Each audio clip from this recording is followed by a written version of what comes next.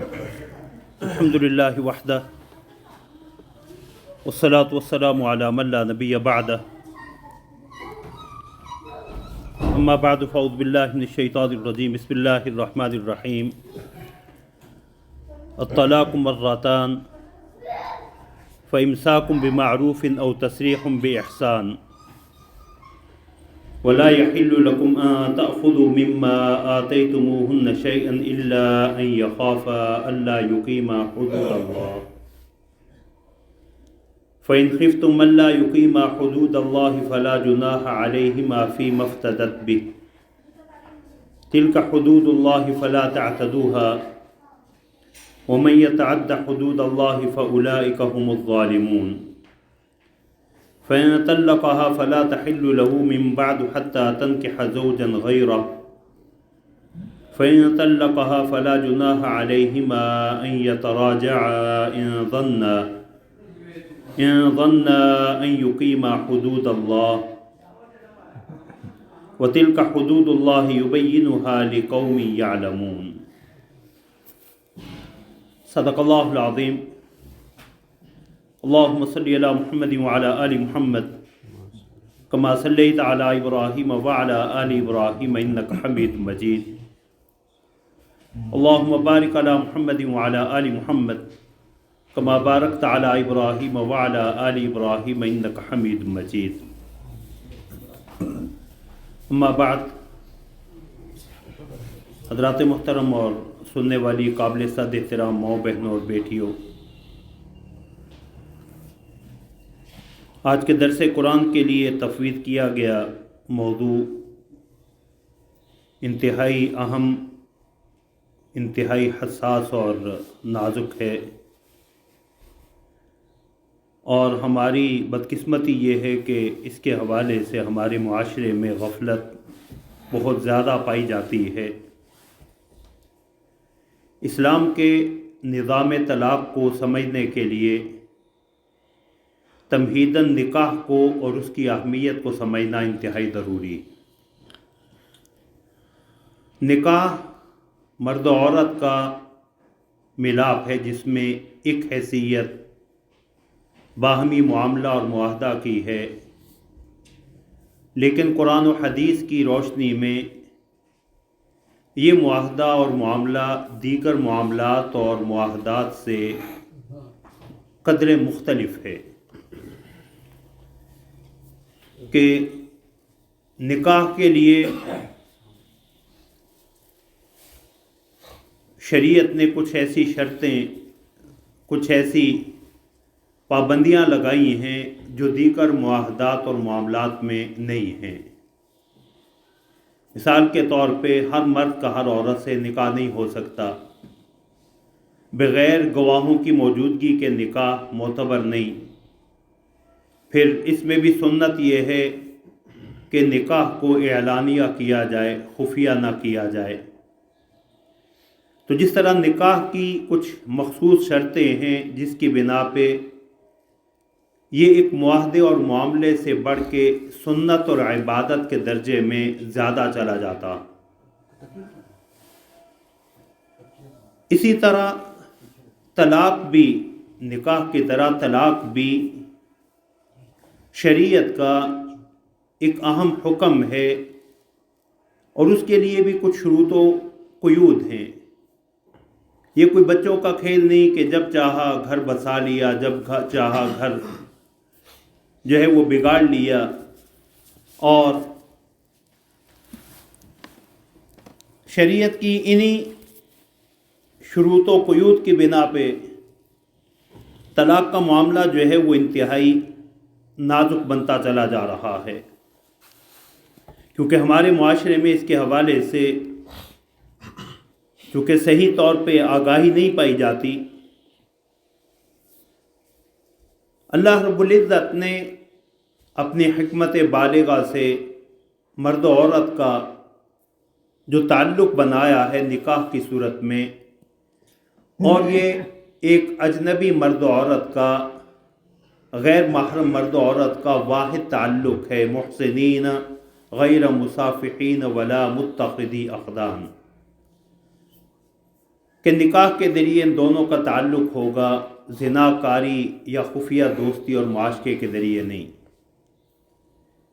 اور یہ تعلق مرد و عورت کا جب نکاح کا تعلق بن جاتا ہے تو شریعت اسے انتہائی اہمیت دیتی ہے، اور کسی صورت بھی شریعت کو یہ گوارا نہیں کہ یہ تعلق ٹوٹ جائے۔ قرآن کریم کہیں اس رشتہ نکاح کو جو ہے میثاق غلیظ، ایک پختہ اور پکے عہد اور پیمان سے جو ہے وہ تعبیر کرتا ہے، وَأَخَذْنَ مِنْكُمْ مِيثَاقًا غَلِيظًا، کہ ان عورتوں نے تم سے جو ہے وہ ایک پختہ عہد لے لیا۔ شریعت اسلامیہ نے مرد و عورت کو، شوہر اور بیوی کو ایک دوسرے کا رفیق بنایا ہے، فریق نہیں بنایا۔ اور جب رفیق بنایا ہے تو اللہ رب العزت نے انہیں یکجاں دو قالب کی طرح الگ الگ ذمہ داریاں سونپی۔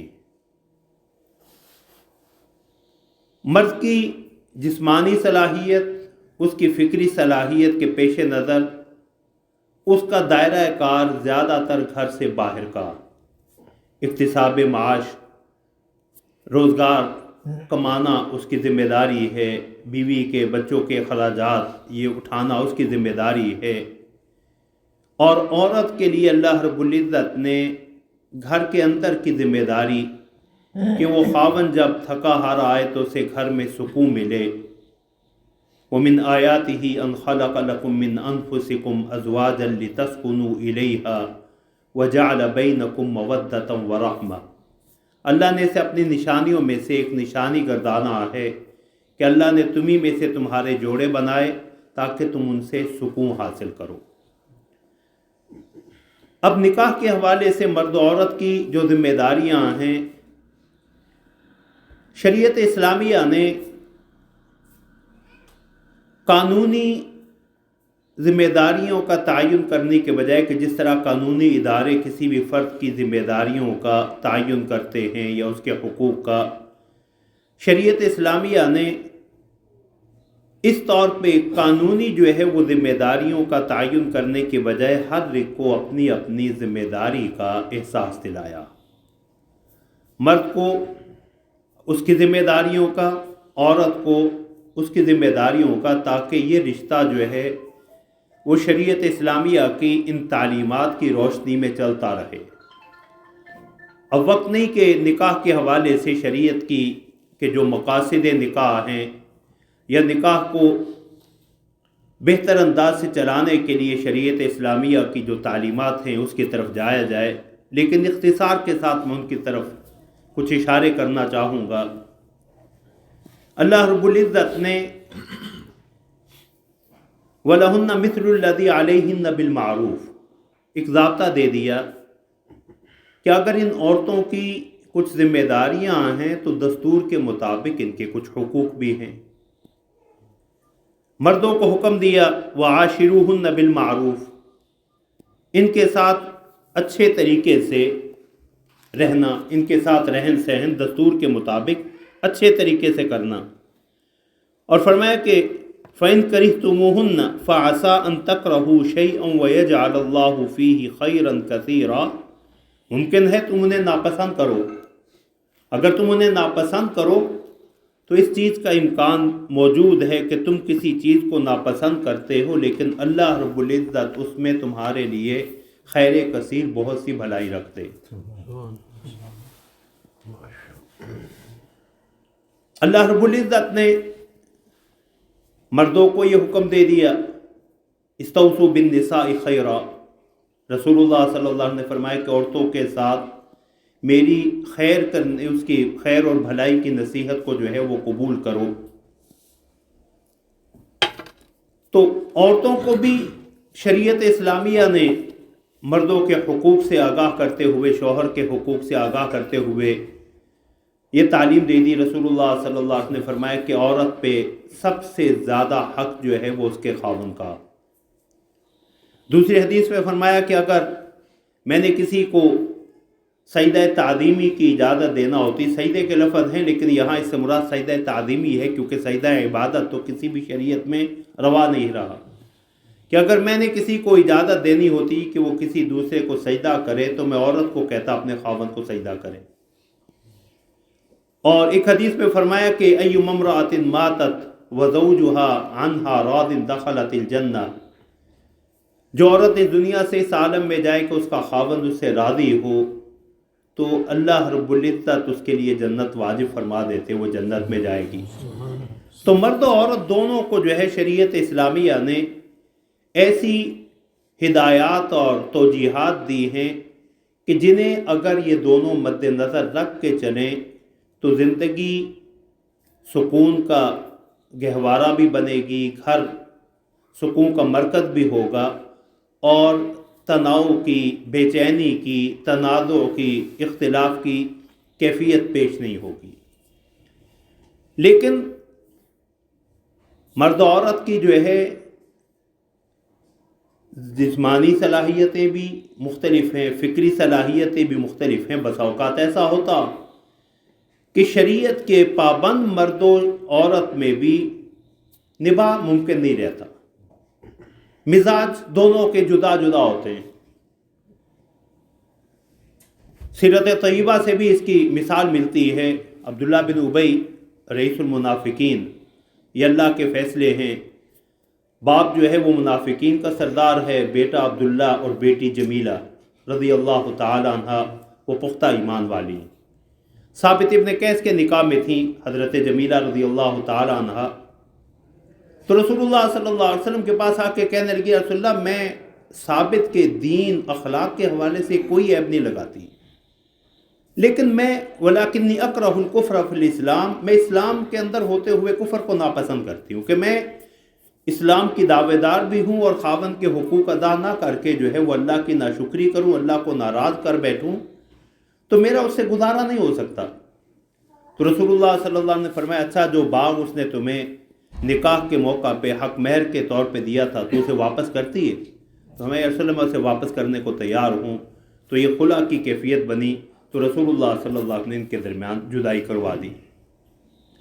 تو مزاج کے اختلاف کی بنا پہ، مزاج کی علیحدگی کی بنا پہ، الگ الگ ہونے کی بنا پہ بسا اوقات ایسی صورتحال پیش آ جاتی ہے کہ مرد و عورت ایک دوسرے کے ساتھ زندگی نہیں گزار سکتے.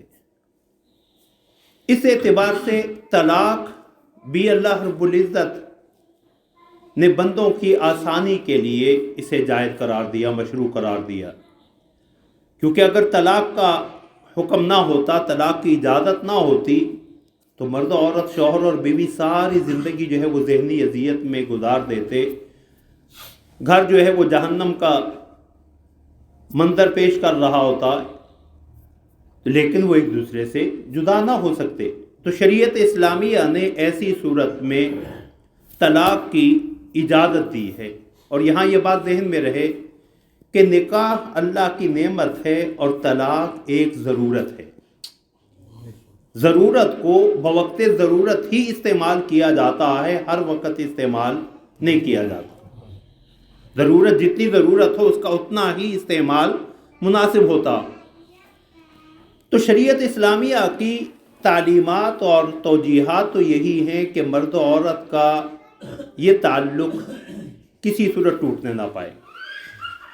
اس لیے اللہ رب العزت نے دونوں کو رفیق بنایا ہے، فریق نہیں بنایا. اب کسی بھی ادارے کو چلانے کے لیے، کسی بھی نظام کو چلانے کے لیے کسی کا صاحب اختیار ہونا ضروری ہے. اب مرد و عورت میں، خاندان کے اس نظام میں اللہ نے مرد کو با اختیار بنایا ہے. الرجال قوامون علی النساء بما فضل اللہ بعضهم علی بعض. اللہ رب العزت نے مردوں کو قوام بنایا ہے، مردوں کو گھر کا سربراہ اور والی بنایا ہے، ڈکٹیٹر اور ظالم نہیں بنایا. یہ بات ذہن میں رکھیں کہ مردوں کو گھر کا سربراہ بنایا ہے، والی بنایا ہے، ڈکٹیٹر اور ظالم نہیں بنایا. اس لیے اللہ رب العزت جو ہے کہتے ہیں کہ باہمی مشورے سے معاملات کو جو ہے وہ طے کرو، میاں بیوی باہمی مشورے سے معاملات کو جو ہے وہ طے کریں۔ اور اللہ رب العزت نے فرمایا کہ الرجال قوامون علی النساء، مرد کو گھر کا والی اور سربراہ کیوں بنایا؟ اللہ نے دو وجہ اس کے بیان فرمائی۔ ایک تو وہبی ہے، اللہ کی طرف سے عطا کردہ، بما فضل اللہ بعضهم علی بعض، کہ اللہ نے ان میں سے کچھ کو کچھ پہ فضیلت دی ہے، مردوں کو جسمانی طور پہ، فکری طور پہ عورتوں سے مضبوط بنایا۔ وَبِمَا أَنفَقُوا مِنْ أَمْوَالِهِمْ، اور دوسری وجہ قرآن نے یہ بیان کی مرد کے والی اور سربراہ ہونے کی کہ یہ اپنا مال خرچ کرتا، نکاح کے موقع پہ حق مہر یہی ادا کر رہا ہے، نان و نفقہ کی ذمہ داری اسی کی ہے، گھر لے کے دینے کی، رہائش سکنا دینے کی ذمہ داری مرد کی ہے۔ تو وَبِمَا أَنفَقُوا مِنْ أَمْوَالِهِمْ، پھر اللہ نے مردوں کی وجہ فضیلت یا وجہ امتیاز بتلانے کے بعد، جسے قرآن نے کہا وَلِلرِّجَالِ عَلَيْهِنَّ دَرَجَةٌ، اللہ نے مرد اور دونوں کو پیدا کیا، لیکن مردوں کو ایک قدر درجہ ان پہ فوقیت دی، ان کی ذمہ داریوں کی بنا پہ۔ دو وجہ قرآن نے یہاں بیان کر دی۔ اب عورتوں کی، فرما بردار عورتوں کی، اچھی بیویوں کی اللہ نے اس آیت کریمہ میں تین بڑی صفات بیان کی ہیں۔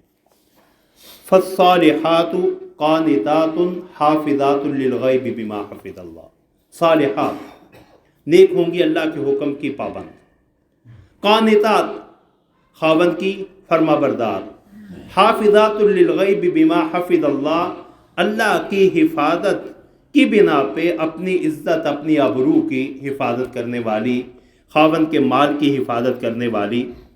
تو یہ تو نیک بیویوں کی صفات آ گئیں کہ اللہ کے حکم کی بھی پابند ہیں، خاوند کے حکم کی بھی فرما بردار ہیں، اور اپنی عزت اور خاوند کے مال کی حفاظت کرنے والی۔ اب دوسرا طبقہ کہ قرآن کریم نے ابتدائی حکم تو یہ دیا کہ یہ ایک دوسرے کے ساتھ اچھے سلوک کے ساتھ چلتے رہیں، استوصوا بالنساء خیرا، عورتوں کے رسول اللہ نے فرمایا عورتوں سے اچھا سلوک کرو، مردوں کو عورتوں کو دونوں۔ میں نے چند احادیث اور آیات کریمہ بطور مثال تلاوت کی، لیکن یہ بھی امکان ہوتا ہے کہ عورت کی طرف سے نافرمانی کا امکان ہو، تو اللہ نے واللاتی تخافون نشوزہن فاعظوہن واہجروہن فی المضاجع واضربوہن، فرمایا جن کی نافرمانی کا تمہیں اندیشہ ہو، اگر بیوی نافرمان ہو تو قرآن نے پہلا حل طلاق نہیں بتلایا۔ یہ قرآن کی اور قرآنی احکام کی، احادیث کے احکام کی ترتیب دیکھیا گیا کہ اللہ اس نکاح کے رشتے کو بچانے کے لیے کس قدر تعلیمات دے رہے ہیں۔ ہمیں اگر نافرمانی کا تمہیں اندیشہ ہو تو پہلا حل کیا ہے؟ فاعظوہن، انہیں پیار محبت سے سمجھاؤ، فہمائش سے، تو اسی سے کام چل جائے گا۔ واہجروہن فی المضاجع، بسا اوقات افہام و تفہیم سے، سمجھانے سے بات نہیں بنتی، تو فرمایا کہ سمجھدار عورت کے لیے یہی سزا کافی ہوگی، نفسیاتی سزا، کہ ایک کمرے میں رہتے ہوئے، گھر میں رہتے ہوئے بستر الگ کر لو۔ وَاهْجُرُوهُنَّ فِي الْمَضَاجِعِ، مضاجع مضجع کے جمع، بستروں میں انہیں الگ کر دو، بیڈ کے رخ دوسری طرف کر لو۔ سمجھدار ہوگی تو سمجھدار خاتون کے لیے یہی بہت بڑی نفسیاتی سزا۔ شریعت نے یہ حکم نہیں دیا جو مرد جذباتی پن میں، جذباتیت میں آ کے کر گزرتے ہیں کہ گھر سے باہر نکل گئے یا بیوی کو گھر سے باہر بھیج دیا۔ گھر کے اندر رہتے ہوئے انہیں احساس دلاؤ۔ ہمیں اگر یہ بھی کارگر نہیں ہو رہا تو تیسرا درجہ وَضْرِبُوهُنَّ، ہلکی پھلکی مار پیٹ۔ اب مستشرقین اور عورت کی آزادی کے نام نہاد علمبردار جو ہے وہ قرآن کے اس حکم پہ بڑے تلملاتے ہیں کہ یہ کیا، قرآن نے تو عورتوں پہ ہاتھ اٹھانے کی اجازت دے دی۔ قرآن نے یہ اجازت تیسرے درجے میں دی ہے، اور کس لیے دی ہے؟ کہ یہ نکاح کا جو تعلق ہے یہ کسی صورت بچ جائے۔ کہ اس بڑی مصیبت اور امتحان سے بچنے کے لیے اس چھوٹی تکلیف کو برداشت کر لو، جسے فقہ کی اصطلاح میں اخف الضررین کہتے ہیں کہ دو نقصان ہوں تو چھوٹے نقصان کو گوارا کر لو۔ اور پھر رسول اللہ صلی اللہ علیہ وسلم کی تعلیمات اگر آپ دیکھیں کہ رسول اللہ صلی اللہ علیہ وسلم نے فرمایا وَضْرِبُوهُنَّ ضَرْبًا غَيْرَ مُبَرِّحٍ، دیکھنا ایسی مار پیٹ نہ ہو جو جسم پہ نشان چھوڑے یا خدا نخواستہ ہڈی توڑے۔ لا تضرب الوجہ ولا تقبح، دیکھنا کبھی بیوی کے چہرے پہ نہ مارنا۔ پیغمبر صلی اللہ علیہ وسلم چھوٹی چھوٹی جزیات سمجھا رہے ہیں، چہرے پہ نہ ہاتھ اٹھانا، نہ مارنا۔ ولا تقبح، اسے برا بھلا مت کہنا۔ ولا تہجر الا فی البیت، اور اگر علیحدگی اختیار کرنی ہے تو گھر کے اندر ہی اختیار کرنا، گھر کے اندر ہی اختیار کرنا۔ تو تین حل اللہ نے مرد و عورت گھر کے اندر ہی بتلائے۔ انہیں سمجھاؤ، بستر الگ کر لو، بستر میں علیحدگی اختیار کرو، یا ہلکی پھلکی مار پیٹ۔ لیکن یہ ہلکی پھلکی مار پیٹ جو ہے یہ آخری حل کے طور پہ، گھر کے اندر آخری حل کے طور پہ، اور رسول اللہ صلی اللہ علیہ وسلم کے یا قرآن کے بتائے ہوئے ان تین چیزوں میں سے دو تو قولاً اور عملاً انبیاء اور رسول سے ثابت ہیں، انبیاء اور رسول سے ثابت ہیں کہ رسول اللہ صلی اللہ، اور یہ دو شریفانہ صدائیں ہیں، دو شریفانہ طریقے ہیں۔ تیسرا جو حل ہے، قرآن نے اجازت اگرچہ اس کی دے دی، لیکن رسول اللہ صلی اللہ علیہ وسلم نے فرمایا لن یضرب خیارکم، تم میں جو اچھے مرد ہیں نا وہ کبھی عورت پہ ہاتھ نہیں اٹھائیں گے۔ لن یضرب خیارکم، دوسری حدیث میں اور ابتدا میں رسول اللہ صلی اللہ علیہ وسلم نے ممانعت کی کہ عورتوں پہ ہاتھ اٹھانے کی اجازت نہیں، تو عورتیں شیر ہو گئیں۔ تو مرد اے رسول اللہ، آپ کی اس چھوٹ کی وجہ سے عورتیں بے قابو ہوتی جا رہی ہیں، قابو سے باہر ہوتی جا رہی ہیں، تو رسول اللہ نے وہی سابقہ اجازت ہلکی پھلکی مار پیٹ کی دی، تو اب عورتیں شکایت لے کے آ گئیں۔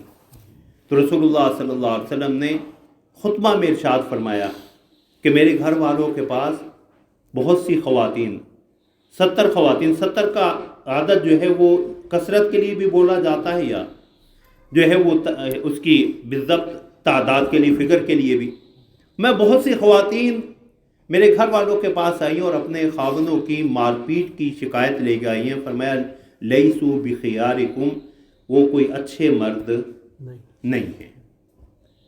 لیکن شریعت نے اس نکاح کے رشتہ کو بچانے کے لیے گھر کے اندر مرد و عورت کو یہ تین تعلیمات دے دی۔ اب چونکہ مارنا یہ آخری حل ہے جو بدقسمتی سے ہمارا مرد پہلے مرحلہ میں استعمال کر لیتا، تو اب جب بگاڑ پیدا ہوگا تو پھر اللہ نے، اور پھر اللہ رب العزت نے یہاں فرمایا کہ دیکھو فَإِنْ أَطَعْنَكُمْ، اگر وہ تمہاری بات مان لیں، فَلَا تَبْغُوا عَلَيْهِنَّ سَبِيلًا، تو پھر ان پہ کوئی زیادتی نہ کرنا۔ اور پھر اللہ نے جو اگلی آیت کا اختتام ہے اِنَّ اللَّهَ كَانَ عَلِيًّا كَبِيرًا، دیکھنا اللہ برتر اور بڑا۔ اگر تمہیں اللہ نے اس عورت پہ اختیار دیا ہے جس کے بارے میں رسول اللہ صلی اللہ علیہ وسلم ہے اخذتموہن بأمان اللہ، تم نے اللہ کی امان کے ساتھ انہیں اپنے عقد میں لیا، استحللتم فروجہن بکلمۃ اللہ، یہ تمہارے لیے اللہ کے نام سے حلال ہوئی ہیں۔ تو فرمایا اگر تم نے ان پہ کوئی زیادتی کی تو یاد رکھنا اللہ بڑے برتر اور بڑے ہیں، اللہ کو اس سے کہیں زیادہ تم پہ اختیار ہے جو تمہیں اس عورت پہ اختیار ہے۔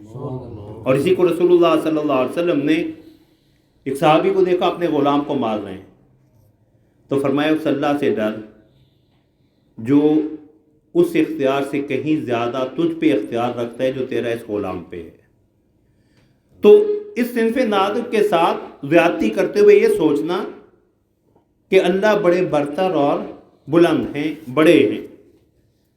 اب چونکہ معاملہ بگڑنے کا اندیشہ پیدا ہو گیا تو اللہ نے اگلے مرحلہ میں اب میاں بیوی کو نہیں، اب معاشرے کو خطاب آ گیا کہ اب معاشرہ، خاندان اپنی ذمہ داری نبھائے اس نکاح کو بچانے کے لیے۔ فرمایا فَإِنْ خِفْتُمْ شِقَاقَ بَيْنِهِمَا، اگر تمہیں ان دونوں کے اختلاف کا، انتشار کا، لڑائی کا اندیشہ ہو کہ اب ان کی نہیں بن رہی، تو فَابْعَثُوا حَكَمًا مِّنْ أَهْلِهِ وَحَكَمًا مِّنْ أَهْلِهَا، مرد کی طرف سے ایک ثالث، ایک عورت کے خاندان سے ثالث، دو بڑے بیٹھ جائیں اور وہ بیٹھ کے شکوے شکایت نہ کریں۔ ان یریدا اصلاحا یوفق اللہ بینہما، فرمایا اگر ان کا مقصد صلح کرانا ہوگا تو اللہ کی توفیق شامل حال ہوگی، پھر ضرور یہ کوشش کامیاب ہوگی۔ ہمارے ہاں یہ مرحلہ بھی کہ بچی والے وہ بچی کی طرفداری، جانبداری، اور مرد والے جو ہے وہ مرد کی ذمہ داری، وہ حق کی طرف پہنچنا، اور یہ نہیں دیکھتے کہ کس کی، ہمیشہ نہ مرد کی زیادتی ہوتی ہے نہ عورت کی، دونوں معصوم تو نہیں ہے، غلطی کسی کی بھی ہو سکتی۔ تو فرمایا اگر جو ہے یہ اصلاح چاہیں گے، صلح چاہیں گے، تو اللہ ان دونوں کے درمیان صلح ضرور پیدا کر دیں گے۔ یہ اگلا مرحلہ۔ اگر یہ کوشش بھی ناکام ہو جائے، یہ کوشش بھی ناکام ہو جائے، تو پھر شریعت نے آخری حل کے طور پہ کہ مرد و عورت کی اس زندگی، ساری زندگی کو اجیرن بنانے، جہنم بنانے سے بہتر یہ ہے کہ ان کی راہیں جدا کر دی جائیں، ان کی راہیں جدا کر دی جائیں، لیکن یہ آخری حل کے طور پہ اور ناپسندیدہ ترین حل ہے، ناپسندیدہ ترین حل ہے، کیونکہ رسول اللہ صلی اللہ علیہ وسلم فرماتے ہیں کہ ابغض الحلال عند اللہ الطلاق، حلال چیزوں میں اللہ کے ہاں سب سے ناپسندیدہ چیز طلاق ہے، سب سے ناپسندیدہ چیز طلاق ہے۔ اور عورتوں کے لیے بھی کہ جو بات بے بات طلاق کا مطالبہ، مجھے چھوڑ کیوں نہیں دیتے، طلاق کیوں نہیں دے دیتے، رسول اللہ صلی اللہ علیہ وسلم نے فرمایا ایما امرأۃ سالت زوجہا طلاقا من غیر بأس فحرام علیہا رائحۃ الجنہ، جو عورت بغیر کسی واقعی عذر کے اپنے خاوند سے طلاق کا مطالبہ کرتی ہے، اللہ اس پہ جنت کی خوشبو بھی حرام کر دیتے۔ مرد عورت دونوں کو، مرد کو سمجھا دیا کہ یہ جو تو کرنے جا رہا ہے اللہ نے حلال تو اسے بنایا ہے، لیکن اللہ کو پسند نہیں ہے۔ اللہ کے ہاں حلال چیزوں میں سب سے ناپسندیدہ، غیر مستحسن، نامناسب چیز کیا ہے؟ طلاق ہے۔ اور عورت کو بھی کہہ دیا کہ تو مرد سے طلاق نہ لے، لیکن اگر حالات واقعتاً اس نہج پہ پہنچ جائیں کہ اس آخری حل کے بغیر کوئی چارہ کار نہ ہو، تو شریعت نے جس طرح نکاح کا طریقہ بتلایا ہے، طلاق کا طریقہ بھی بتلایا۔ ہمارے ہاں بالعموم طلاق اپنے غیظ و غضب کا اظہار کرنے کا ہتھیار سمجھا جاتا ہے، جبکہ شریعت کی روح سے یہ ہتھیار نہیں ہے، ایک قانون ہے،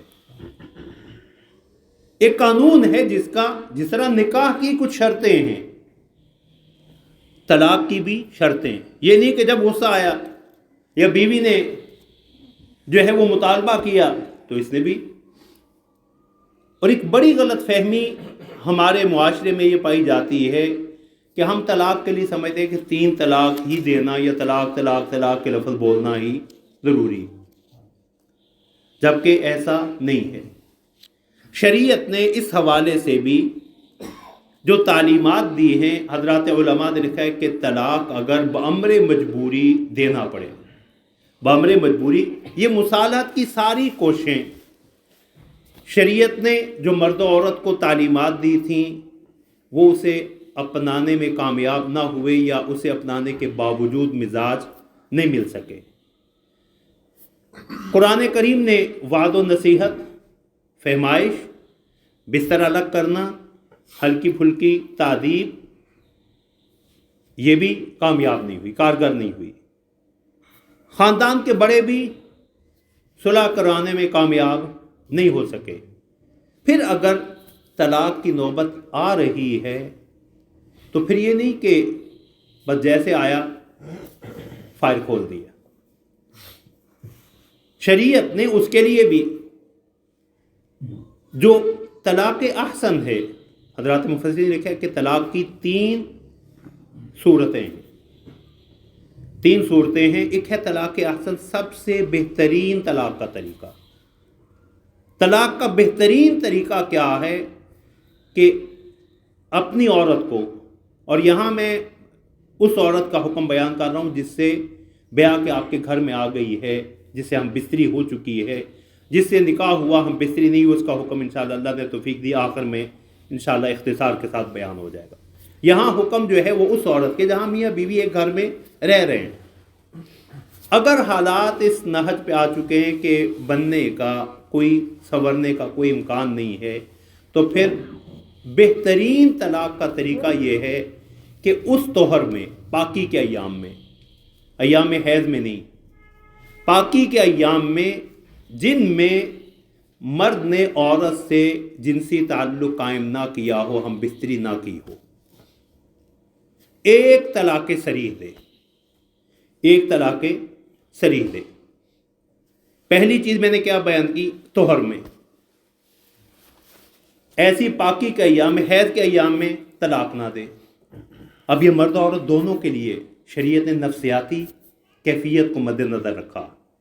ان ایام میں عورت کی طبیعت میں کچھ چڑچڑا پن ہوتا، مرد بھی چونکہ ان ایام میں عورت سے اپنا تعلق، شہوت پوری نہیں کر سکتا، قدرے دوری اور بے رغبتی پائی جاتی، تو اس لیے شریعت نے کہا کہ حیض میں طلاق نہ دو، حیض میں طلاق نہ دو۔ جس طہر میں طلاق دے رہے اس میں ہم بستری بھی نہ کی ہو، اس لیے کہ اگر ہم بستری کر لی، اپنی جنسی خواہش مرد نے پوری کر لی، تو قدرے بے رغبتی آ سکتی کہ اس کا مقصد تو پورا ہو چکا تھا، اب شاید اسے اس کی دوبارہ رغبت میں کچھ وقت لگے، تو اس طہر میں جس میں اس نے ہم بستری کر لیا اس میں بھی طلاق نہ دے، اس میں بھی طلاق نہ دے۔ اور دوسری وجہ اس کی یہ ہے کہ حیض میں طلاق دے گا تو عدت بڑھنے کا بھی امکان ہے، عدت کا دورانیہ بڑھ جائے گا، یہ حیض تو عدت میں شمار نہیں ہوگا، اگلے 3 حیض شمار ہوں گے۔ طہر میں دے گا تو طہر کے بعد، اور ہم بستری بھی نہیں کی ہوگی، تو ہم بستری کرنے کی صورت میں امکان ہے کہ پریگننسی ہو جائے، عورت حاملہ ہو جائے تو بھی عدت بڑھ جائے گی، 9 مہینے تک انتظار کرے گی، کیونکہ حاملہ عورت کی عدت کیا ہے؟ 9 ماہ ہے، اور غیر حاملہ کی جو ہے وہ 3 حیض ہیں، اور اگر حیض نہیں آ رہا، بوڑھی ہو چکی ہے، تو اس صورت میں جو ہے وہ 3 مہینے۔ اور ایک طلاق دے، ایک طلاق، اور وہ بھی لفظ صریح واضح طلاق کی بھی 2 قسمیں، اس اعتبار سے، الفاظ کے اعتبار سے صریح کے طلاق کا لفظ واضح طور پہ استعمال کرے۔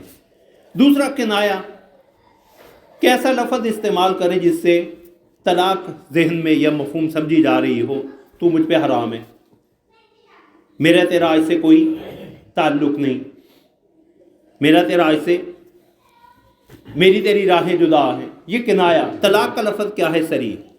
اب حیض میں نہ دے، یہ 3 شرطیں میں نے بیان کی، اور یہ تینوں رسول اللہ صلی اللہ علیہ وسلم کی حدیث مبارک سے اخذ ہیں۔ صحیح بخاری کی حدیث ہے حضرت عبداللہ بن عمر رضی اللہ تعالیٰ عنہ کی، کہ میں نے اپنی بیوی کو ایام حیض میں طلاق دے دی، ایام حیض میں طلاق دے دی، تو رسول اللہ صلی اللہ علیہ وسلم کے سامنے حضرت عمر رضی اللہ تعالیٰ عنہ نے اس کا تذکرہ کیا، تو رسول اللہ صلی اللہ علیہ وسلم نے اس پہ سخت ناگواری کا اظہار کیا۔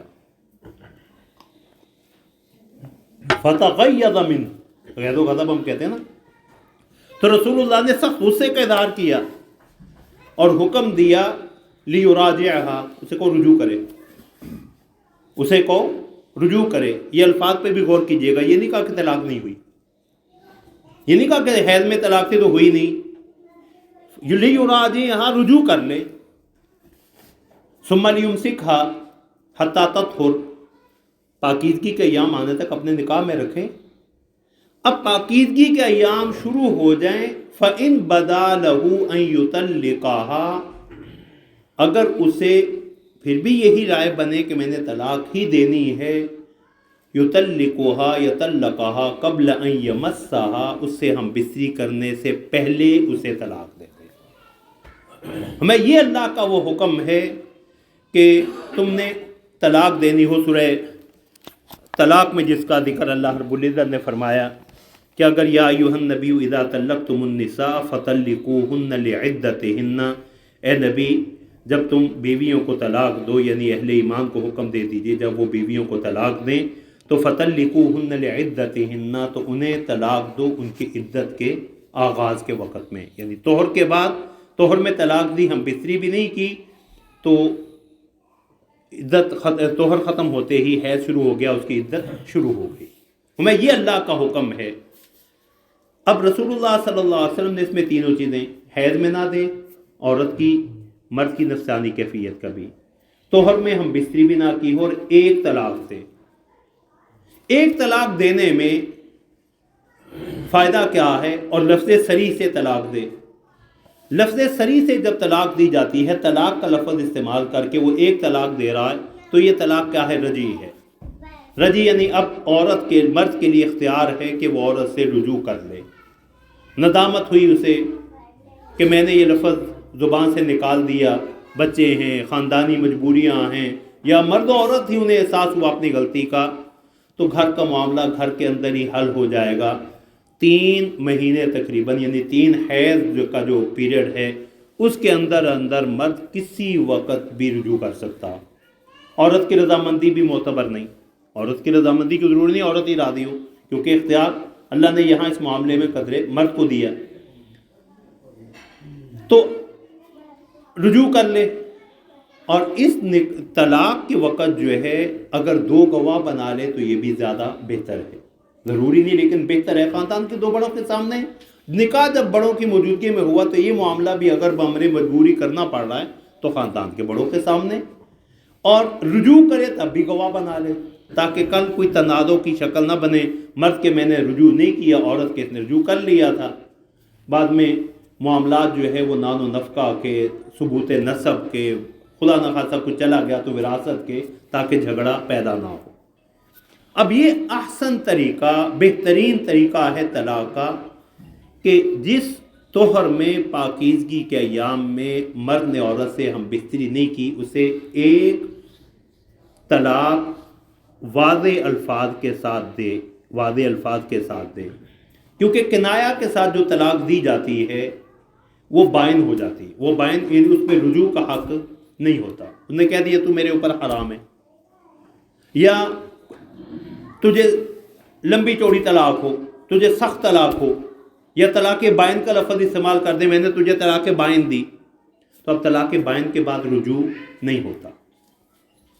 جس طلاق کے بعد رجوع کا امکان ہے وہ یہ 2 طلاقیں ہیں، پہلی اور دوسری، جسے قرآن نے سورہ بقرہ میں فرمایا الطلاق مرتان فامساک بمعروف او تسریح باحسان، کہ طلاق جو ہے ایسی طلاق جس میں رجوع ہو سکتا ہے وہ 2 ہیں، مرتان 2 مرتبہ ہیں۔ اب قرآن کے الفاظ بھی دیکھیے گا، قرآن نے کیا ہے؟ 2 مرتبہ۔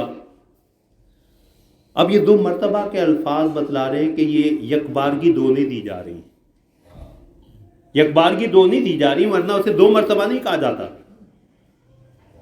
2 مرتبہ تو تبھی ہوگا جب ایک مرتبہ آپ نے کام کیا اور پھر دوسری مرتبہ کیا، تو قرآن کے الفاظ یہ بتلا رہے ہیں کہ ایسی طلاق جس کے بعد رجوع کا مرد کو اختیار ہے وہ 2 مرتبہ ہے، کہ ایک طلاق اس نے دے دی، اب اس کے بعد 3 مہینے ہیں وہ رجوع کر لے، سمپل، بغیر کسی، زبان سے کہہ دے مجھے اپنی غلطی پہ ندامت ہے، میں نے رجوع کر لی، میں نے اپنی طلاق واپس لی، میاں بیوی والا تعلق، بیوی کے ساتھ بوس و کنار کر لیا، رجوع ہو گیا،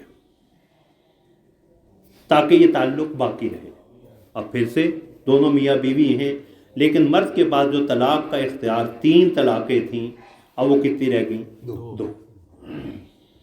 اللہ نہ کرے، خدا نہ خواستہ کبھی دوبارہ ایسی صورتحال پیش آئے تو دوسری طلاق کا حق اسے حاصل ہے، دوسری دے دی، پھر بھی 3 مہینے۔ اچھا، اس میں ایک اور فائدہ، طلاق رجعی جو ایک طلاق دی یا دوسری بھی دے دی، کہ 3 حیض کے اندر یا 3 ماہ کے اندر رجوع نہیں کیا، عدت ختم ہو گئی، تو اب یہ مرد اور عورت زندگی میں کسی وقت بھی، بعد میں احساس ہوا، خاندان والوں نے مداخلت کی کہ یہ تم کیا بے وقوفی کر بیٹھے ہو، تو اثر نو نکاح کر سکتے ہیں۔ کسی عورت کو کسی دوسرے مرد کے ساتھ نکاح کی کوئی ضرورت نہیں ہے، بغیر کسی دوسرے مرد کے نکاح میں آئے اسی اپنی سابقہ شوہر کے ساتھ جو ہے وہ نکاح کر سکتی، نیا نکاح۔ جس طرح پہلا نکاح ہوا تھا اسی طرح نیا نکاح نئے حق مہر کے ساتھ جو ہے، لیکن مرد کے پاس اب بھی طلاق کے اختیار دو ہی رہ گئے، طلاق کے اختیار اب بھی اس کے پاس دو رہ گئے۔ دو طلاقیں دے دی اس نے، دوسری طلاق کی صورت میں بھی 3 مہینے کے اندر گھر کے اندر رجوع کر لے، ٹھیک، عدت ختم ہو گئی، پھر بھی امکان ہے دونوں میاں بیوی جو سابق میاں بیوی ہیں انہیں احساس ہو، معاشرتی دباؤ ہو، بیوی بچے ہوں، دیگر مسائل ہوں، تو وہ نیا نکاح کر سکتے ہیں، کسی قسم کی کوئی قدغن نہیں ہے۔ اور قرآن کریم نے اس حوالے سے جو ہے وہ جو اولیاء ہیں، ولی ہیں، سرپرست ہیں، انہیں بھی روکا ہے کہ اگر ایسی صورت میں یہ نکاح کرنا چاہیں تو تم انہیں نہ روکو، انہیں جو ہے وہ نہ روکو کہ وہ آپس میں اگر شادی کرنا چاہ رہے ہیں تو پھر تم انہیں شادی کرنے کی کہ وَإِذَا طَلَّقْتُمُ النِّسَاءَ فَبَلَغْنَ أَجَلَهُنَّ، اگر تم عورتوں کو طلاق دے دو اور وہ اپنی عدت پوری کر لیں، فَلَا تَعْضُلُوهُنَّ أَن يَنكِحْنَ أَزْوَاجَهُنَّ، تو اپنی ان بیٹیوں کو، بہنوں کو اس چیز سے مت روکو کہ وہ اپنے سابقہ خاوند کے ساتھ نکاح کریں، اذا تراضوا بینہم بالمعروف، اگر وہ دستور کے مطابق اچھے طریقے سے دوبارہ راضی ہو گئے ہیں۔ تو شریعت نے خاندان والوں کو بھی کہہ دیا کہ ایک طلاق کے بعد بھی، 2 طلاق کے بعد بھی عدت ختم ہو گئی تو اب جو ہے یہ نیا نکاح اگر کرنا چاہتے ہیں تو تب بھی۔ اب یہ طلاق کا بڑا سادہ سا معاملہ ہے جس میں مرد کے پاس، عورت کے پاس بہت سی سہولتیں ہیں۔ 3 ماہ تک گھر کے اندر معاملہ، خاندان والوں نے صلح صفائی کروانی ہے۔ اچھا، اس میں اب عدت کے دوران کے جو مسائل ہیں، ہمارے ہاں بالعموم کیا ہوتا ہے کہ طلاق کا لفظ بولا تو بیوی گھر سے باہر وہ میں کے جا کے بیٹھ جائے گی، یا خاوند اسے نکال دے گا، جاؤ اپنے گھر چلی جاؤ۔ قرآن نے واضح الفاظ میں روکا ہے، عدت عورت نے اپنے اسی خاوند کے گھر میں گزارنی ہے، اور ابھی تک ان کے نکاح کا تعلق جو ہے وہ مکمل طور پہ نہیں ٹوٹا، ابھی وہ خاوند کے پاس اختیار ہے۔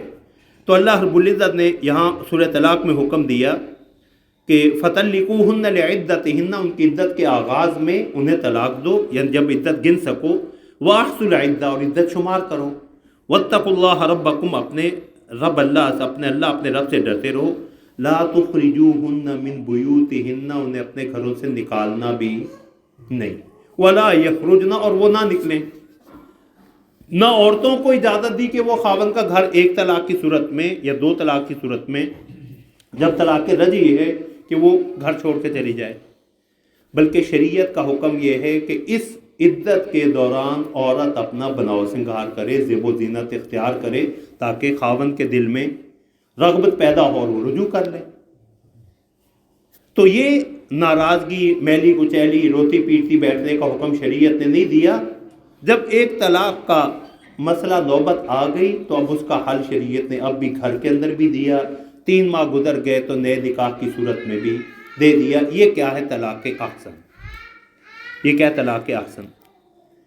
دوسری صورت طلاق حسن، جو اس درجے تک بہتر تو نہیں، بہترین نہیں، لیکن اسے کسی قدر بہتر کہا جا سکتا ہے، یا اسے بدعت میں یا گناہ میں نہیں ہے۔ وہ یہ ہے کہ ایک طہر میں ایک طلاق دے دی، رجوع نہیں کیا، اگلا طہر آیا اس میں دوسری دے دی، تیسرا طہر آیا، اگر اس کا فیصلہ یہی ہے کہ میں نے حتمی طور پہ، بہتر تو احسن تو یہی ہے کہ ایک دے دے، ایک سے بھی اس کا مقصد پورا ہو جائے گا کہ عدت ختم ہوگی تو اس کے نکاح سے نکل جائے گی۔ یہ اپنا، یہ تو ویسے بھی کسی اور سے نکاح کر سکتا تھا، عورت کے لیے بھی اختیار ہوگا کہ وہ عدت گزرنے کے بعد کہیں اور دوسری جگہ جو ہے وہ نکاح کر لے۔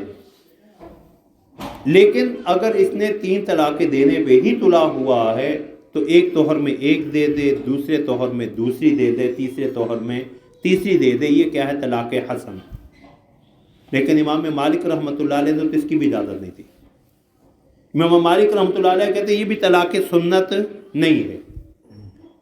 بعض دیگر فقہا بھی ان کے ساتھ وہ کہتے ہیں دے ایک ہی دے، اگر تین جو ہے وہ تین طہروں میں بھی نہ دے، ایک دے کو فارغ کر دے، کیونکہ مقصد اس کا پورا ہو جائے گا. جب بدعت گزر جائے گی اس کے نکاح سے جو ہے وہ نکل جائے گی.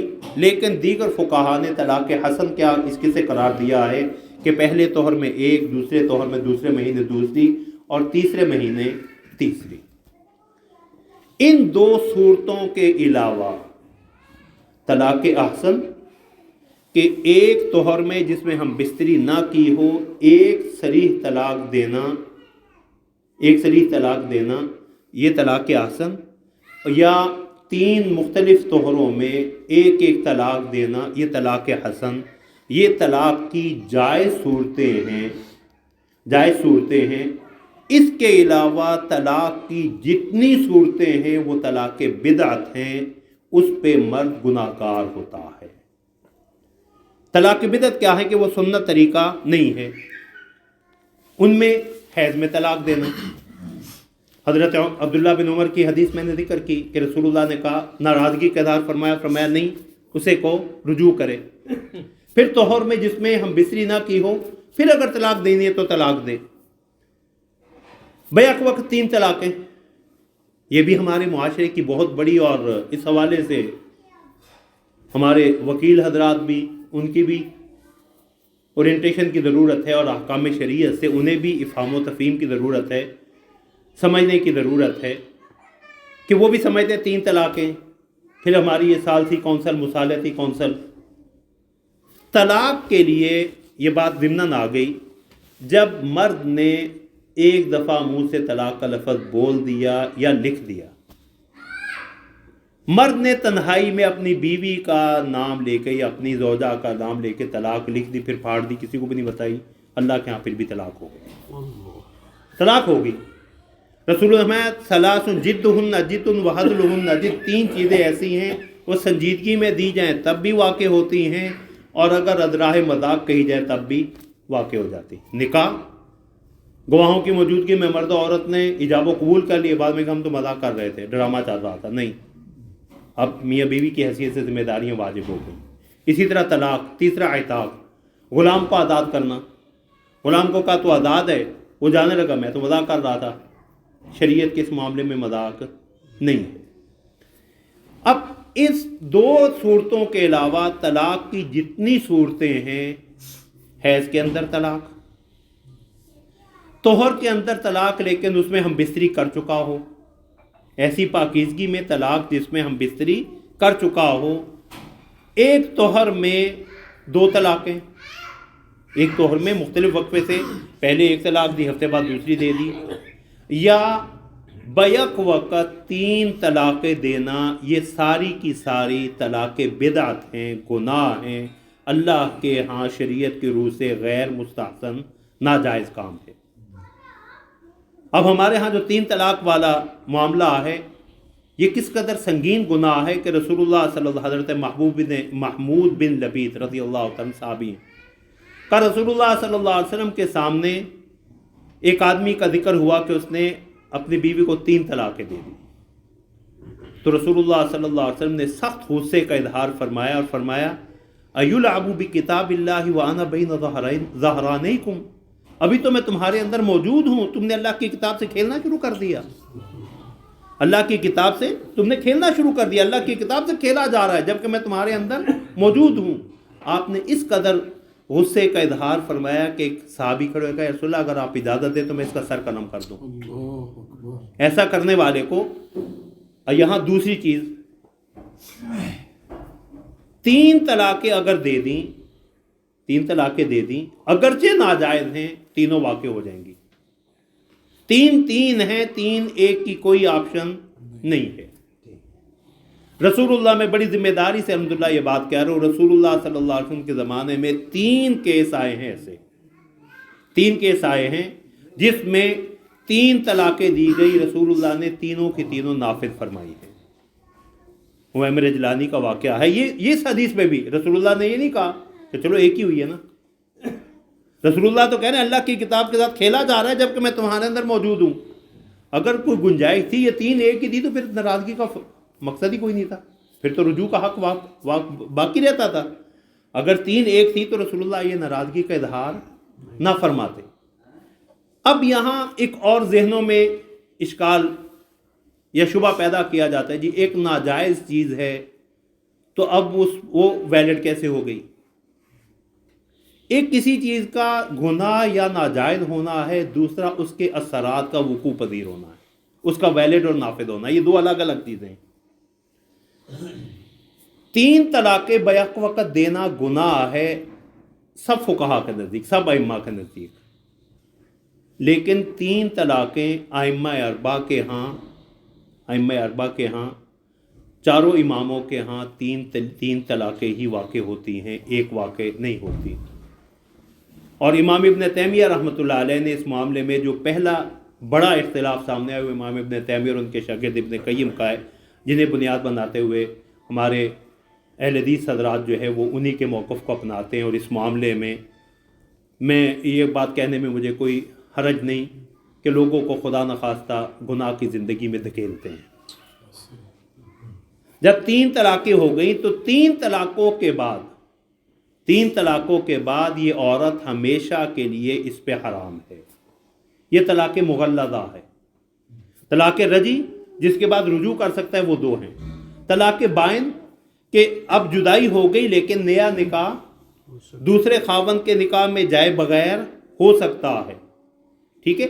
تیسری صورت جو طلاق مغلظہ ہے کہ جب 3 طلاقیں دے دی وہ ایک نشست میں دے، الگ الگ دے، جب 3 کا عدد پورا ہو جائے گا تو پھر جسے شرعی حلالہ ہے اس کے بغیر یہ عورت اپنے پہلے خاوند کے نکاح میں نہیں آ سکتی۔ اور یہ قرآن کا واضح حکم ہے جہاں اللہ رب العزت نے یہ طلاق کے جو مسائل سورہ بقرہ میں اللہ رب العزت نے بیان فرمائے تو فرمایا فَإِن طَلَّقَهَا، اوپر تھا الطلاق مرتان، طلاق ایسی طلاق جس کے بعد رجوع کیا جا سکتا ہے 2 مرتبہ، فَإِمْسَاكٌ بِمَعْرُوفٍ أَوْ تَسْرِيحٌ بِإِحْسَانٍ، اب یا تو اچھے طریقے سے اسے گھر میں رکھے یا پھر اچھے طریقے سے چھوڑ دے۔ اگلی آیت میں فَإِن طَلَّقَهَا، اگر ان 2 کے بعد اب تیسری بھی دے دی، فَلَا تَحِلُّ لَهُ مِن بَعْدُ، تو اس کے لیے اس کے بعد وہ حلال نہیں ہے، حَتَّى تَنْكِحَ زَوْجًا غَيْرَهُ، یہاں تک کہ کسی اور خاوند سے نکاح نہ کر لے، اور نکاح کے بعد اس خاوند کے ساتھ ہم بستری کا ہونا بھی ضروری۔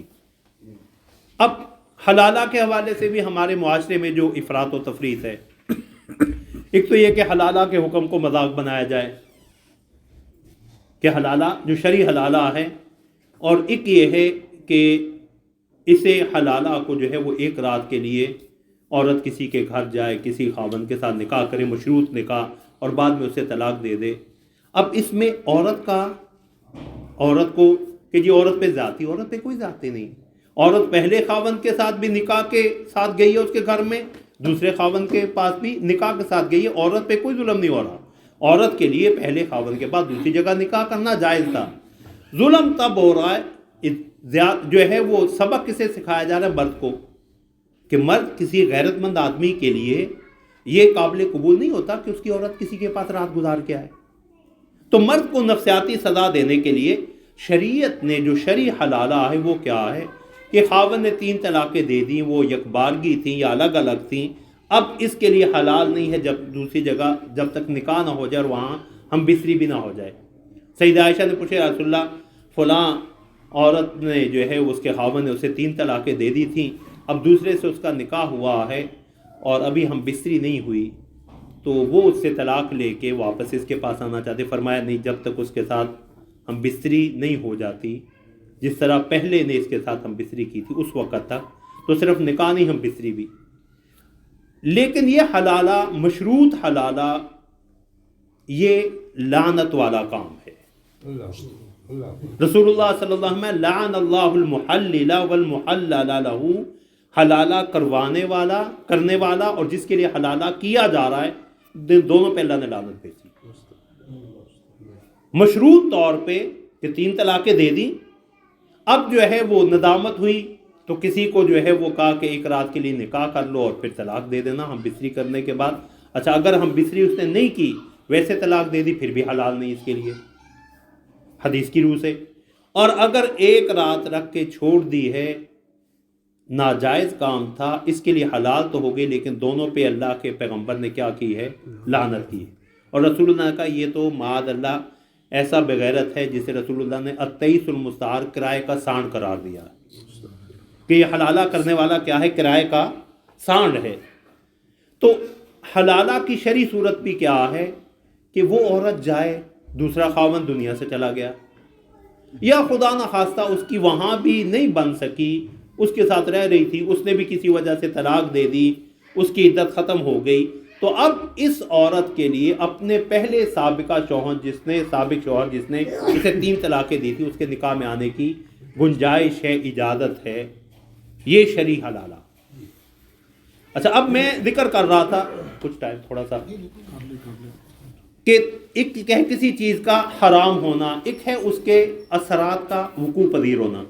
حضرت عبداللہ بن عمر والی حدیث حیض میں طلاق دے دی بدعت ہے لیکن رسول اللہ نے یہ نہیں کہا کہ تم نے حیض میں طلاق دی اس لیے ہوئی نہیں بلکہ کہا فل یوراج یا رجوع کرو ہے ناجائز کام لیکن طلاق واقع ہو گئی رجوع کرو پھر اس کے بعد اگلے طہر میں طلاق دینی ہوگی تو پھر طلاق دینا.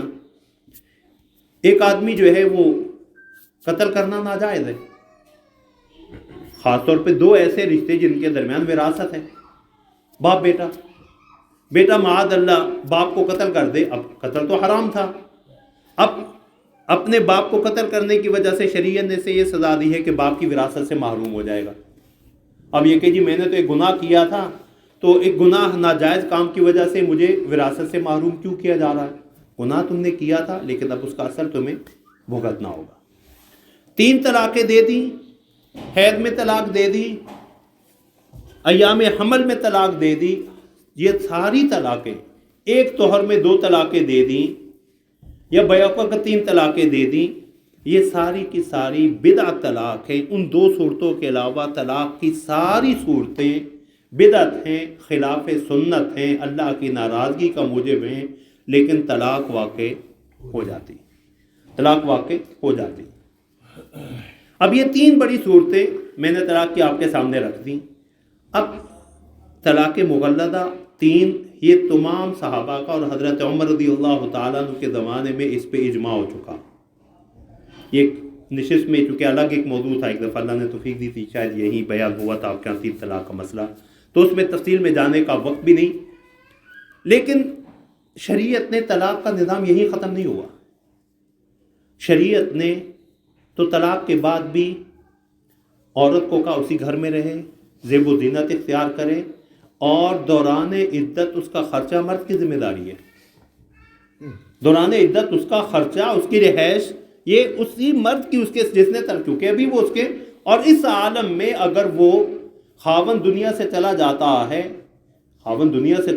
تو بیوی ترکہ میں وارث بھی ہوگی اس کی کیونکہ ابھی طلاق رجعی تھی اس کی جو ہے وہ عدت پوری نہیں ہوئی تھی ابھی نکاح کے اندر وہ تھی کیونکہ ابھی وہ کسی اور کے ساتھ نکاح کرنے کی پوزیشن میں نہیں تھی. زیب و زینت بھی اختیار کرے اور طلاق شریعت نے ایک حل کے طور پہ دیا ہے اس لیے اللہ رب العزت نے حکم یہ دیا وَلِلْمُطَلَّقَاتِ مَتَاعٌ بِالْمَعْرُوفِ کہ جنہیں طلاق دو انہیں کچھ دے دلا کے رخصت کیا کرو. ہم پہلا بھی لے لیتے طلاق جب دے دی تو طلاق کی صورت میں حق مہر بیوی کو واپس کرنا ضروری ہے. حق مہر بیوی کو واپس کرنا ضروری. اگر کسی ایسی عورت کے ساتھ جس سے ہم بستری نہیں ہوئی صرف نکاح ہوا تھا آپ آسان لفظوں میں رخصتی نہیں ہوئی تھی طلاق دے دی. اگر حق مہر مقرر ہو چکا تھا نکاح ہوا تھا ہم بستری نہیں ہوئی رخصتی نہیں ہوئی نکاح مقرر ہو چکا تھا عدت نہیں ہے اس عورت پہ لیکن آدھا حق مہر اسے ملے گا. اور اگر حق مہر مقرر نہیں ہوا تھا تو اسے کم از کم 1 جوڑا. حضرات فقہا نے لکھا چونکہ قرآن میں حدیث میں اس کی کوئی تعیین نہیں لیکن حضرات صحابہ نے یا تابعین میں 20-20 ہزار درہم تک بھی آتا ہے کہ بیوی کو طلاق دی تو 20,000 درہم دے کے اسے رخصت کیا یا کم از کم 1 جوڑا اسے ضرور لے کے دے. اور اگر جو ہے وہ ہم بستری ہو چکی ہے جو عام حالت جس کی میں نے بیان کی، تو اس صورت میں بھی اس کا جو متاع ہے اسے جو فائدہ دینا ہے وہ کیا ہے، اس کا حق مہر پورا پورا اسے دیا جائے۔ اور اس کے علاوہ بھی اگر اسے کچھ دے دلا کے رخصت کرے تو یہ مستحب ہے۔ یہ کیا ہے؟ مستحب ہے۔ اس کا حق مہر لینا یہ کسی صورت میں بھی جائز نہیں ہے۔ اس کا حق مہر دبانا یہ کسی صورت میں بھی جائز نہیں ہے۔ تو یہ طلاق کے چند بڑے احکام تھے۔ اب ایک اور چیز جس کی طرف اشارہ کرنا ضروری کہ طلاق کا اختیار 3 تک محدود کیوں ہے؟ اگر اس معاملے کو آگے بھی چلا دیا جاتا تو شاید مرد و عورت، شاید کوئی سنورنے کا کوئی اور موقع مل جاتا۔ اس کی وجہ بھی عورتوں پہ رحمت تھی۔ سیدہ عائشہ رضی اللہ تعالیٰ عنہ کی حدیث ہے کہ زمانہ جاہلیت میں ایسا ہوتا تھا کہ مرد 100 طلاقیں دیتے، طلاق دی، عدت ختم ہونے لگی، رجوع کر لیا، بساتے نہیں تھے۔ مقصود کیا ہوتا تھا؟ تنگ کرنا۔ اب طلاق پہ طلاقیں چل رہی ہیں، کہ کسی طرح عورت رسول اللہ کے پاس مقدمہ لے گیا، رسول اللہ میرا خاوند نہ مجھے بساتا ہے نہ مجھے چھوڑتا، طلاق دے دیتا ہے، عدت ختم ہونے کے قریب آتے رجوع کر لیتا ہے۔ تو اللہ نے یہ آیتیں نازل فرمائی کہ وہ طلاق جس کے بعد رجوع کرنے کا حق ہے وہ کیا ہیں؟ 2 ہی ہیں، تیسری کے بعد اب رجوع کا حق نہیں ہے۔ طلاق کے حوالے سے ایک اور اہم چیز کہ طلاق صرف مرد ہی کا اختیار کیوں ہے؟ صرف مرد ہی کا اختیار کیوں ہے؟ یہ بھی قانون اسلامی سے سطحی واقفیت کی بنا پہ لوگوں میں یہ شوشہ چھوڑا جاتا ہے کہ اللہ نے مرد کو اختیار دے دیا، عورت کا کوئی اختیار نہیں ہے۔ عورت چونکہ زود رنج ہے، اس میں جذباتیت کا عنصر غالب ہے، اس لیے اللہ نے عورت کو تنہا طلاق کا اختیار نہیں دیا، لیکن اسے یکسر محروم بھی نہیں رکھا۔ 3 صورتیں ہیں جس میں عورت کو بھی طلاق کا حق حاصل ہے۔ پہلی صورت نکاح کے وقت عورت یا اس کے رشتہ داروں میں سے کوئی انہیں اندیشہ ہو کہ خدا نہ خواستہ کوئی حالات ناگوار آئیں، ناخوشگوار آئیں، تو اس وقت لکھتے ہیں کہ اگر یہ صورتحال پیش آئی تو عورت خود اپنے اوپر طلاق واقع کر سکے گی یا اس کا باپ، اس کا بھائی، اس کا ولی طلاق واقع کر سکے گا۔ خاوند لکھ دے تو یہ تفویض طلاق کہلاتا ہے، عورت کے پاس طلاق کا حق چلا گیا۔ دوسری خلا کی صورت جو میں نے سیدہ جمیلہ رضی اللہ تعالیٰ عنہ کا واقعہ بھی ذکر کیا خود قرآن کریم نے، کہ عورت، مرد عورت یہ دونوں کی، اب میاں بیوی یہاں باہمی رضامندی سے کہ بیوی اپنا حق مہر چھوڑنے پہ تیار ہے، خاوند طلاق دے رہا ہے، اس کی وجہ سے اسے خلا کہتے ہیں، اس میں بھی عورت کو طلاق کا حق۔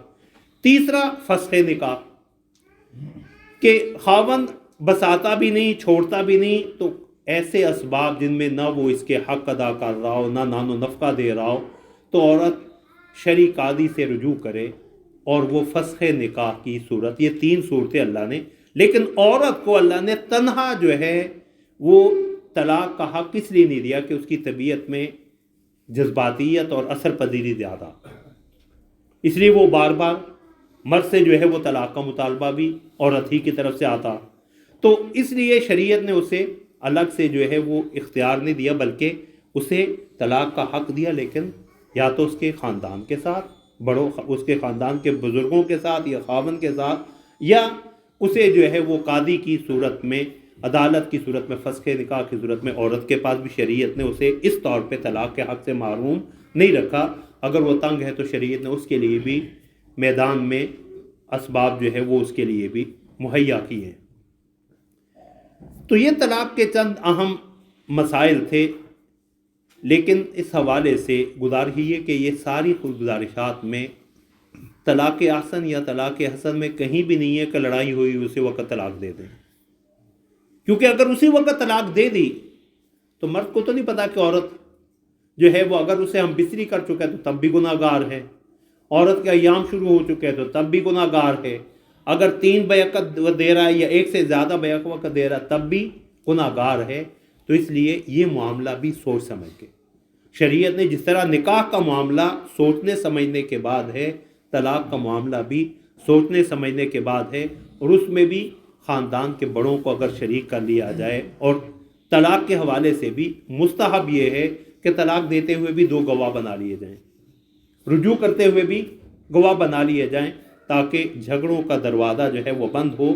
تو مرد و عورت اللہ نے باہمی رفیق بنائے ہیں، فریق نہیں ہیں.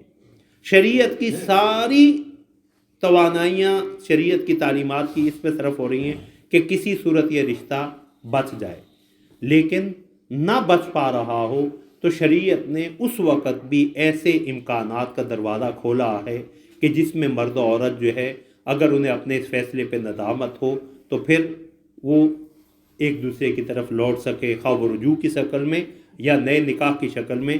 لیکن عورتوں پہ ظلم کا دروازہ بند کرنے کے لیے اللہ نے لمٹ کیا رکھ دی؟ 3 کا عدد جو ہے وہ عبور 3 پہ جب آئے گا تو پھر اس کا خمیازہ مرد کو بھگتنا پڑے گا، پھر اس عورت کو اپنے پاس رکھنے کا.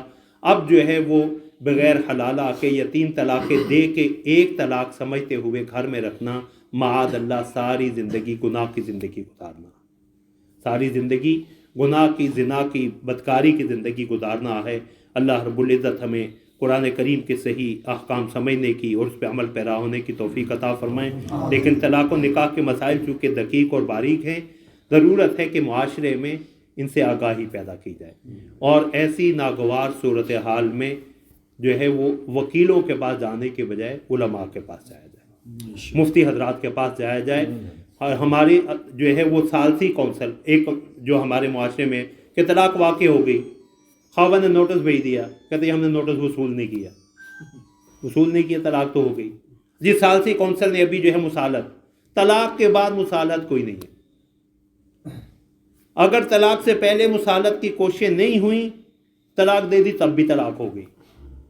اور طلاق کے بعد تو مصالحت کی اب صورت، اب وہ رجوع کی صورت ہے اور وہ 2 طلاقوں کی حد تک ہے. 3 طلاقوں کی صورت میں اللہ کے حکم کو جو ہے وہ بدلنے کا اختیار، اللہ کے حرام کردہ کو حلال کرنے کا اختیار کسی عدالت کے پاس، کسی مصالحتی ثالثی کونسل کے پاس نہیں ہے. اللہ ہمیں عمل کی توفیق عطا فرمائے. قدر تاخیر پہ معذرت، اللہ رب العزت جو ہے ہماری کوتاہیاں دور فرمائے. چھوٹا سا سوال ہے، طلاق رجعی کے بعد عدت پوری ہونے کے بعد عورت کو کیا ہوتا ہے وہ نکاح کر سکتی ہے؟ ایسے کیوں نارملی ہمارے معاشرے میں ایسا ہوتا ہے 3 طلاقیں تو ہوئی نہیں ہے ابھی، تو نکاح کیسے کر دیا عدت گزرنے کے بعد؟ دیکھیں 1 طلاق رجعی کے بعد 1 ہو یا 2 ہو، عورت کو اختیار ہے وہ کسی دوسرے مرد سے نکاح کر سکتی ہے، اور اس مرد کے ساتھ نکاح کے لیے بھی عورت کی رضامندی شرط ہے. وہ نہیں آنا چاہتی اس کے بعد تو اسے مجبور نہیں کیا جا سکتا. آنا چاہتی ہے تو شریعت نے کہہ دیے گھر والوں کو روکو نہیں. اگر یہ آپس میں انہیں ندامت ہوگی نکاح کرنا چاہتے، لیکن رجوع میں تو عورت کے میں رجوع کو نہیں تسلیم کرتی تو عورت کا اختیار نہیں ہے. رجوع مرد کا اختیار ہے، لیکن طلاق رجعی میں عدت ختم ہو گئی، دوبارہ نکاح کے لیے عورت کا بھی اختیار ہے، مرد کا بھی اختیار ہے. عورت رضامند ہوگی تو نکاح ہوگا.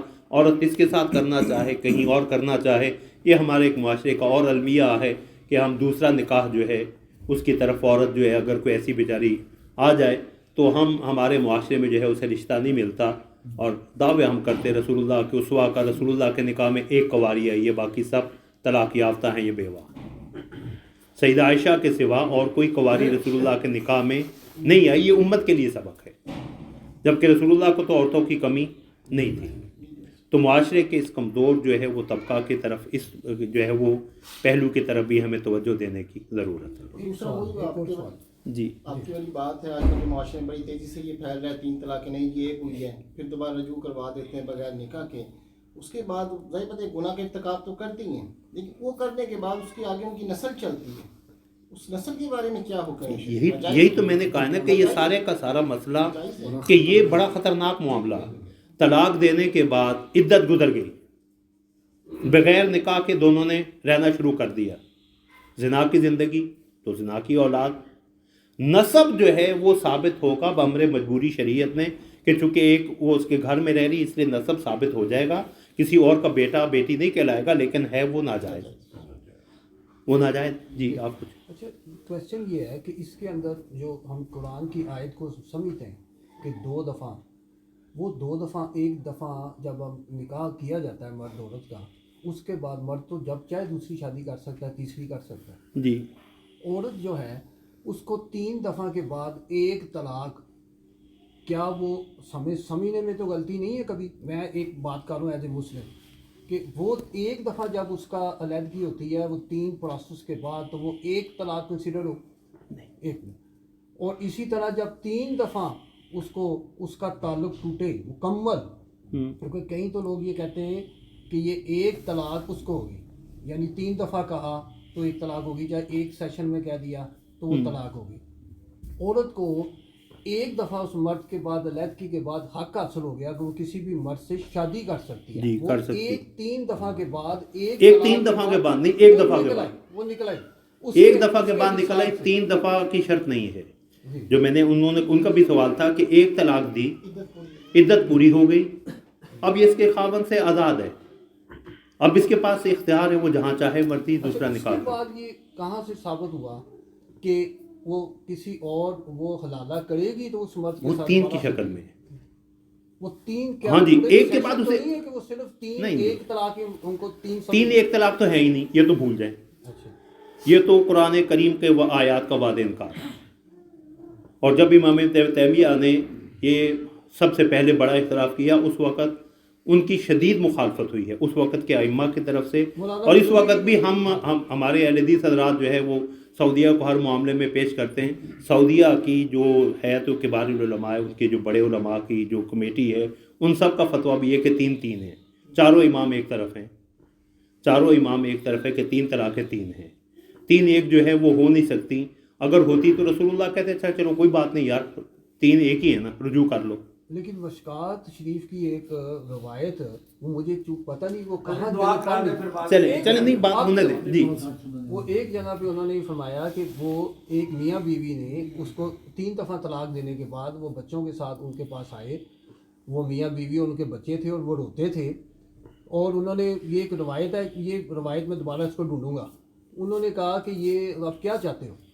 انہوں نے کہا جی کہ ہمارے بچے روتے ہیں، ہم دوبارہ رہنا چاہتے ہیں۔ انہوں نے کہا تو میری نیت کیا ہے؟ انہوں نے کہا جی ہم رہنا چاہتے ہیں۔ اس میں جی میں سمجھ گیا ہوں آپ جس حدیث کا کہہ رہے ہیں، حضرت رکانہ کی حدیث ہے، جی اس میں 3 طلاق نہیں ہے، وہ طلاق بائن ہے۔ البتہ وہ طلاق کے لفظ کیا ہے اس میں محدثین نے امام ابو داؤد نے بھی لکھا ہے کہ یہ جو روایت ہے نا 3 طلاق والی، یہ صحیح نہیں۔ اس میں یہ کہ میں نے اپنی بیوی کو البتہ طلاق جسے طلاق بائن ہے نا، میں نے اسے ایسی طلاق دے دی ہے۔ اب رسول اللہ نے پوچھا کہ تمہاری نیت کیا تھی؟ جی طلاق بتہ میں جو ہے اس کی مرد کی خاوند کی نیت کا اعتبار ہوتا ہے، جس سے میں تو لمبی چوڑی طلاق دے دی۔ جی جو طلاق کنایا ہے یا ان الفاظ کے ساتھ 3، اگر 3 طلاق اگر خاوند کہے تجھے طلاق ہے، تجھے طلاق ہے، تجھے طلاق ہے، جی ٹھیک ہے۔ اب پہلا وہ کہتا ہے میری ایک میں نے طلاق دی ہے، دوسری میں نے تاکید کے طور پہ کی ہے۔ یہ رسول اللہ صلی اللہ علیہ وسلم نے اس صحابی سے انہوں نے کہا یا رسول اللہ میں نے طلاق ایک دی ہے اور میں نے البتہ کے لفظ استعمال کیے تھے، تو رسول اللہ نے اس کی نیت پوچھی، یہ نہیں کہ انہوں نے کہا کہ میں نے 3 دی تھی۔ اور حضرت عمر رضی اللہ تعالیٰ عنہ نے جو اس سے اپنے دور میں کہا کہ پہلے کیا تھا کہ اگر وہ طلاق کنایا یا اس طرح کے الفاظ لمبی چوڑی طلاق، سخت طلاق، البتہ سخت طلاق، تو اس میں مرد کی نیت پوچھی جاتی تھی کہ تیرا کیا مقصد ہے۔ جی وہ 3 میں نہیں ہے، وہ اس میں تھی طلاق بتہ میں۔ تو حضرت عمر نے کہا کہ اب لوگ جو ہے نا وہ بڑے جری ہو گئے ہیں، بڑی جسارتیں کرنا شروع کر دی ہیں، طلاق 3 دے بیٹھتے ہیں اور کہتے ہیں میں نے یہ الفاظ نہیں کہے تھے۔ تو فرمایا آج کے بعد جو ہے اگر کوئی ان الفاظ کے ساتھ بھی لمبی چوڑی طلاق، سخت طلاق دے گا تو وہ طلاق نافذ ہوگی۔ یہ ہو ہی نہیں سکتا کہ حضرت نبی کریم صلی اللہ علیہ وسلم کا فیصلہ کچھ اور حضرت عمر اس کے خلاف جا رہے ہیں۔ حضرت عثمان اور حضرت علی نے پھر وہ اس کو ختم کر دیا، حضرت عمر کی نہیں، کسی کہیں سے بھی نہیں، کہیں بھی ختم نہیں ہے۔ پوری امام ابن عبد البر رحمۃ اللہ علیہ نے لکھا کہ اس پہ صحابہ کرام کا اجماع ہے۔ حضرت علی، حضرت عبداللہ بن عباس کا اپنا فتویٰ جو ہے وہ یہی ہے۔ تو حضرت عثمان نے یا حضرت علی نے اسے ختم کیا، کہیں بھی اس کا کوئی ثبوت نہیں ہے۔ اور یہ 3 طلاق کا مسئلہ یہاں ڈیٹیل کے ساتھ ایک دفعہ ایک نشست پہ بیان ہو چکا ہے۔ الحمدللہ رب العالمین والعاقبۃ للمتقین والصلاۃ والسلام علی سید المرسلین وعلی آلہ وصحبہ اجمعین۔ اللہم انت السلام ومنک السلام تبارک یا ذا الجلال والاکرام۔